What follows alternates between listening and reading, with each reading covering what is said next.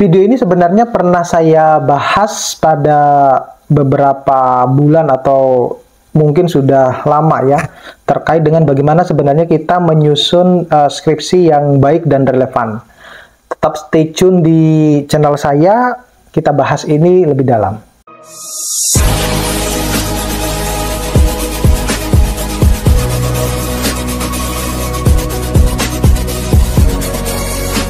Assalamualaikum warahmatullahi wabarakatuh.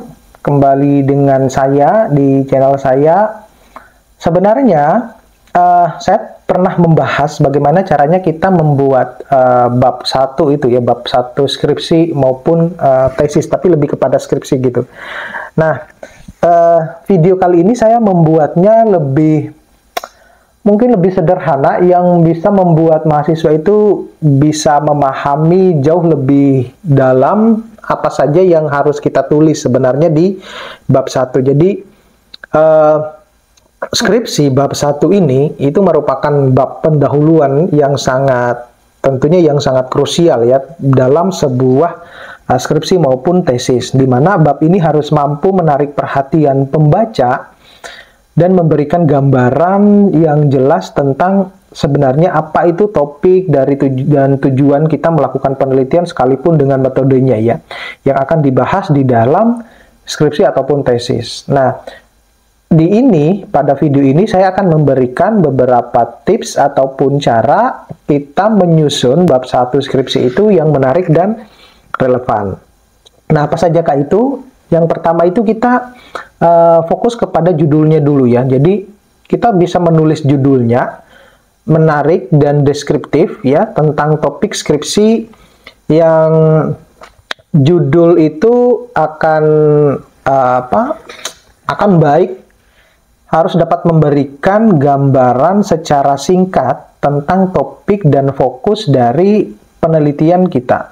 Ya gitu. Jadi jangan terlalu panjang gitu ya, tapi ini style, karena ada juga dosen itu yang suka judulnya itu panjang, ada yang suka judulnya itu pendek. Tetapi inti dari semua judul, baik itu panjang, menengah, dan pendek, itu lebih kepada sebenarnya dia harus mengandung masalah dan tujuan di dalam judul tersebut gitu. Jadi tidak peduli bahwa sepanjang apapun ya judulmu, atau sependek apapun, ataupun seringkas apapun, yang jelas itu harus ada masalah yang akan diangkat, yang akan diselesaikan, dan juga harus ada tujuannya gitu ya, atau solusi yang harus diselesaikan di dalam judul tersebut. Kemudian yang kedua itu adalah latar belakang. Nah, latar belakang ini bisa adik-adik tulis untuk memperkuat deskripsi dari penelitian yang Anda akan lakukan, di mana mengapa pertanyaan mendasarnya adalah mengapa penelitian itu harus dilakukan gitu. Apa urgensinya, apa kepentingannya dari topik tersebut gitu. Nah, jadi jelaskan konteks dari penelitian Anda itu dan hubungannya dengan masalah yang sedang dihadapi atau kepentingan yang lebih relevan. Nah, kemudian yang ketiga itu adalah rumusan masalah. Nah, jadi kalau rumusan masalah itu harus lebih yang spesifik ya, dan menjadi fokus penelitian, di mana rumusan masalah ini harus sesuai dengan latar belakang dan topik skripsi ataupun tesis saudara. Jadi serta dapat memotivasi untuk menjawab. Nah, yang adik-adik perlu ketahui bahwa di dalam rumusan masalah itu jawabannya ada di tujuan kalau di proposal ya. Tetapi tatkala itu sudah saudara menulis skripsi ataupun tesis, maka rumusan masalah ini jawabannya harus ada di kesimpulan. Jadi logikanya begini, kalau rumusan masalah Anda itu katakanlah ada 3, maka tujuannya juga harus ada 3, kesimpulannya pun juga harus ada 3, karena itu tadi, jadi saling connected gitu ya, antara ada linkage ya, ada linkage antara rumusan masalah, tujuan, dan kesimpulan. Nah, kemudian yang keempat itu adalah tujuan dan manfaat kita melakukan penelitian tersebut. Jadi kita bisa menuliskan tujuan, kalau tujuan jelas ya. Jadi kalau di proposal itu Anda menjawab dari rumusan masalah. Nah, Kalau kita berbicara tentang manfaat, saya tidak selalu, kalau saya membimbing, saya tidak selalu terlalu fokus gitu, terlalu fokus terhadap manfaat ya gitu. Karena embel-embelnya kalau manfaat yang ditulis oleh mahasiswa S1 itu, ya kalau bukan manfaat untuk akademik, manfaatnya untuk masyarakat gitu. Jadi, menurut saya tidak terlalu memberikan dampak besar gitu.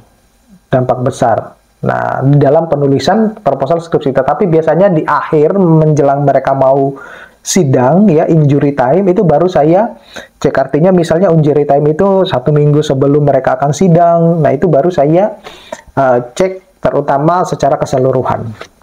Nah, kemudian yang kelima itu adalah ada yang namanya kerangka teori. Jadi kerangka teori ini Anda bisa jelaskan ataupun landasan teori ya, banyak tergantung dari inilah, tergantung dari SOP penulisan skripsi dari masing-masing kampus, karena ada yang menyebutnya landasan teori, ada yang menyebutnya kerangka teori ya gitu ya. Jadi yang menjadi dasar dari penelitian saudara. Jadi kalau kita menulis yang namanya kerangka teori atau landasan teori, itu harus disesuaikan dengan penelitian saudara. Jangan yang tidak terlalu penting Anda masukkan gitu ya. Ya saya paham betul bahwa ada ketakutan-ketakutan yang dialami oleh mahasiswa itu tatkala ini kalau saya nggak tulis nanti ditanyakan gitu ya. Tetapi Anda jangan dulu berpikiran semacam itu dulu ya. Kemudian yang keenam itu adalah metode penelitian. Nah, metode penelitian ini bagi saya di video saya sebelumnya juga saya sudah menyebutkan bahwa metode penelitian ini sangat krusial, roh mungkin dari sebuah proposal ya, proposal skripsi ataupun tesis gitu. Karena di dalam metode penelitian ini Anda langkah-langkah Anda akan melakukan penelitian itu semuanya ada di situ. Ya, jadi kalau Anda salah mengambil data, ya risikonya harus mengulang gitu. Nah, oleh karena itu, pastikan betul-betul ketika saudara akan melakukan penelitian, nah itu harus, apakah saya sudah menjalankan penelitian sesuai dengan prosedur yang ada di dalam metode penelitian tersebut. Nah, Anda bisa menggunakan ya metode penelitian ini untuk menjawab sebenarnya juga rumusan masalah untuk mencapai sebenarnya tujuan penelitian kita. Jadi metode yang digunakan itu harus sesuai dengan misalnya topik dan kerangka teori yang akan digunakan. Nah, serta bisa menjawab akurat ya, menjawab yang lebih akurat dan terpercaya.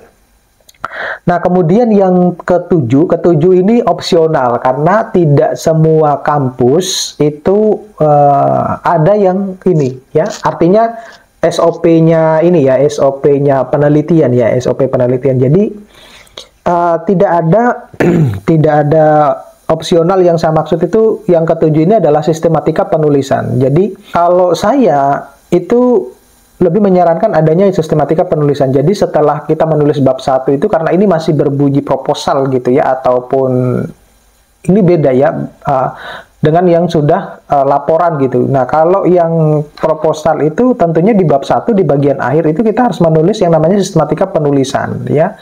Dimana sistematika penulisan ini harus lebih jelas dan harus lebih dipahami. Jadi nanti isi di bab berikutnya itu apa saja sih? Nah, semacam itu. Jadi ini akan membantu juga pembaca memahami struktur dan isi dari skripsi secara keseluruhan. Itu kalau berbicara di dalam proposal. Sebenarnya di dalam skripsi pun kita menampilkan juga tidak apa-apa sebenarnya. Itu juga ya tadi seperti yang saya bilang, itu akan memudahkan pembaca untuk memahami struktur dari isi skripsi kita gitu. Tetapi biasanya ketika sudah laporan skripsi, mereka lebih banyak untuk inilah, untuk apa? Menghilangkannya gitu. Nah, oke.